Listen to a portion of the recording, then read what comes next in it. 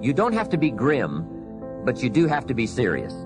Hey, everybody hopes things will get better, but remember, the future does not get better by hope. It gets better by plan. And hope unaided by clear plans can finally become an illness. There's a Bible phrase that says, hope long delayed makes the heart sick. It's a sickness. I used to have the illness known as passive hope. It's bad. And there's one that is even worse, and that is called happy hope. That is really bad. The man is 50, and he's broke, and he's still smiling. That's bad. So get serious. Make plans. Put them on paper. My suggestion from experience. There's a phrase from the Bible that goes, without dreams and vision, we perish. How true.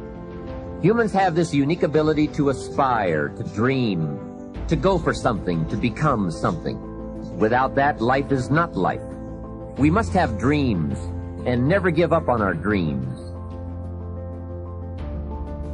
I'd like to share a few ways your use of time are affected by or influence the achievement of your goals. Have you ever thought that without some very clear written goals, you never even need to consider managing your time? Time essentials come from objectives well defined. Time can't be critical if objectives aren't defined. Now you might be one of those uniquely fortunate individuals who can keep all their objectives and purposes clearly defined in their minds and operate from that. But I wouldn't take the chance. Write your goals down and set careful priorities. Sometimes priorities are determined by the season. For a farmer in springtime, the season dictates his most important activities. During the spring, a farmer must work around the clock, burn the midnight oil, and keep the equipment running because he has only this small window of time for the planting of his crops. One of the difficulties of living in an industrialized society is the losing of the sense of seasons. When to pour it on, when to ease back, when to take advantage.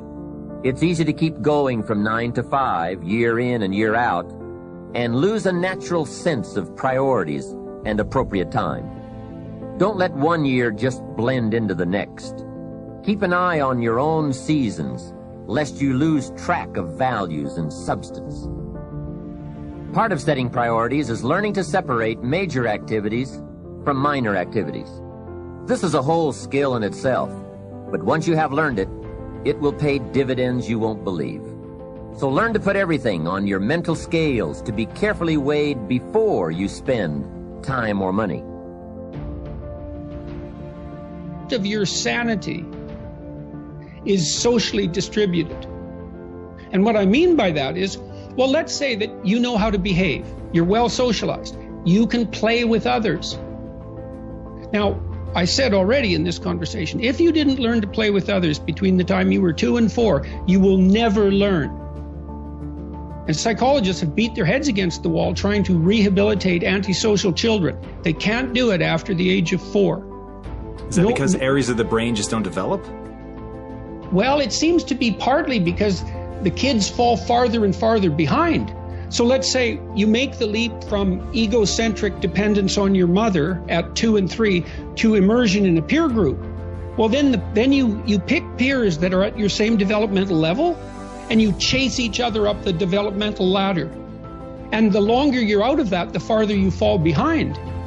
And so, kids, 5-year-old kids might come across another 5-year-old kid who tends to cry too much if they don't get their way.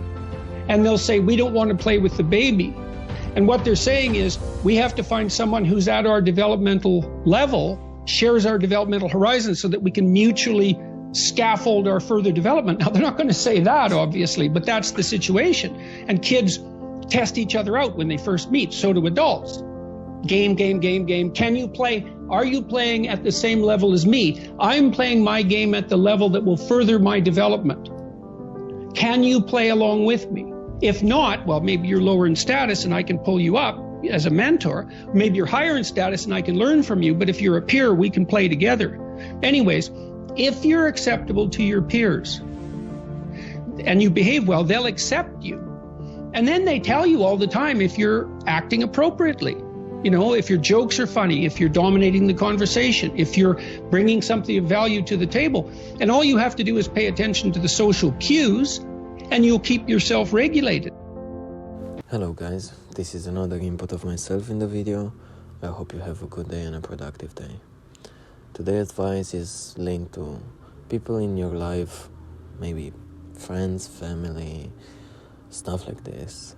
And it's about how you are pursuing that relationships and how much they influence you. And basically what this means is like, let's say you just started a business, or you had an idea and you started something. You want to make something, and at some point you made a bit of progress and you want to tell your friends or your family, basically your friends, you want to share that progress with them. And they will say something like, oh, you're not going to make it, all your work is in vain, stuff like that, you know. When you just expect them to encourage you to continue, or maybe give you a piece of advice on what things you can improve. And the advice for you is like, cut them off your life. You don't actually need them. Because if you're staying with people like this, you'll never do anything. Like, you'll never get out your comfort zone. You'll never succeed in any part of life. You will just stay in the same position that you stayed years in your life. And, you know, depends on you. Depends on if you want to do something more or you just are okay with that type of life. But as I see in my entire life, people are not happy with that for life, you know. Like the friends who call you and say, let's join the Discord call and play video games for like 6 to 8 hours. I used to do this. I used to do this like years ago. And I remember when I get up from my chair, how my back hurts. And maybe you're so good in a video game, I don't know, maybe when you join a Discord call, people are like, ooh, he comes, he will carry us, or something like this. But after that 6-hour session of video games, when you get out, you know, when you go offline and you go online in the real life, and I'm sorry to say this, but this is the harsh truth, you're a loser. You know, you maybe win the games that you played, but in real life, in the bigger game of life, you lost. And you are a loser. Because outside that video game box, outside that world, in the real world, you have some big stuff going on and some problems that you need to solve. And basically you wasted all your day just playing video games and, I don't know, watching porn, or I don't know what type of shits people do nowadays. Or just make other people be proud about the fact that they are overweight, you know. And I saw something like this, like people dedicate all their day to just make videos and TikToks and stuff like that, saying, yeah, it's okay to be overweight, you should be proud and stuff like this. And I don't know, I make this type of videos, and this is the reason that I started this channel. I'm just bored, you know, and bored and sick, because I don't see people who are willing to do much more in their lives, who want more. And I look around me, and all the people that I used to talk to and hang around are just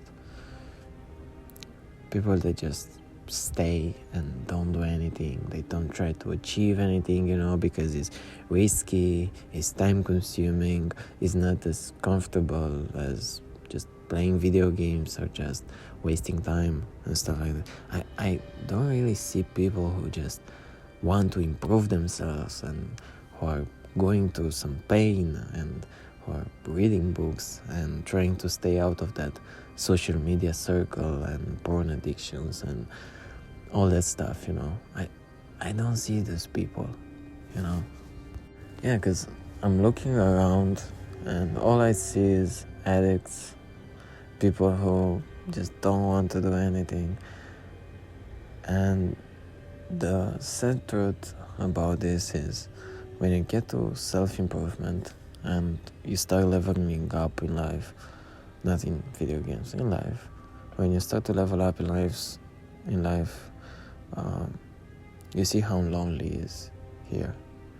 Like, you see how few people are doing this, and you're just thinking, like, why not so many people do this? Like, for you, basically, it might be easy, or at some point it might be easier, but you don't understand because you're feeling motivated and happy, and you basically break the chain, you know, and you see people in chains and you don't understand why they are staying in that stage. And yeah, this is my dilemma for today. I don't know. So yeah, I got a bit out of point here, but what I wanted to tell is just surround yourself with people who are willing to improve, so you can improve too. That's all for today. I hope you have a good and a productive day. Peace.